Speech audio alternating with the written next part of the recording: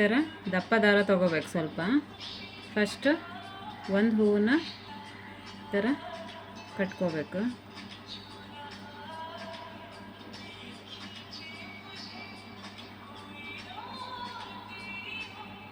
ಆಮೇಲೆ ಇನ್ನೊಂದು ಹೂವನ್ನ ಕೆಳಗಡೆ ಇಟ್ಬಿಟ್ಟು ಎರಡಕ್ಕೂ ಸೇರಿಸಿ ಈ ಥರ ಹಾಕ್ಕೋಬೇಕು.